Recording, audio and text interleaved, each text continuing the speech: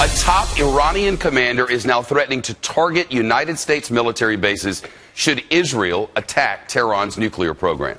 And Iran's president is here in the big city mouthing off as ever, even after the head of the United Nations warned him, you better tone it down. Mahmoud Ahmadinejad in New York City, set to speak to the UN General Assembly this week, but today he enlightened us all with a preview when he said Israel is a fake regime that will be, quote, eliminated.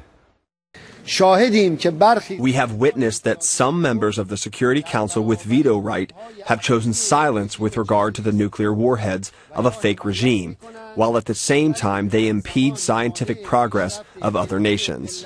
The White House firing back, quote, President Ahmadinejad's comments are uncharacteristically disgusting. I should say characteristically. Disgusting, offensive, and outrageous.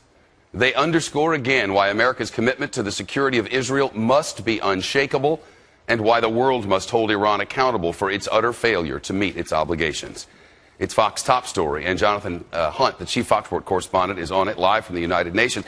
Clearly, the Iranian president is not heeding anybody's warnings.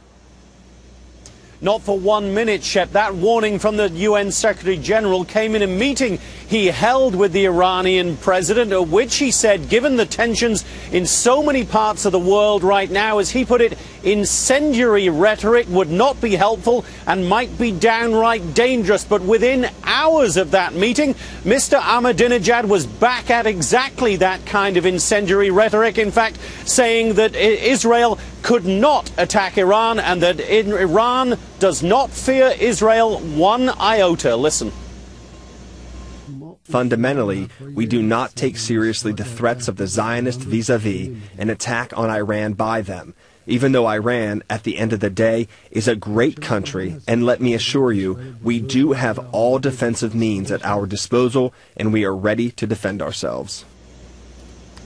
Now, President Ahmadinejad will address the UN General Assembly on Wednesday. This will be his last appearance here as president because of term limits. And it seems that he wants to leave everyone, Shep, with a speech that they won't soon forget. Yeah, that would stand to reason and side with history. Jonathan, his won't be the only speech to pay attention to this week, though. Far from it.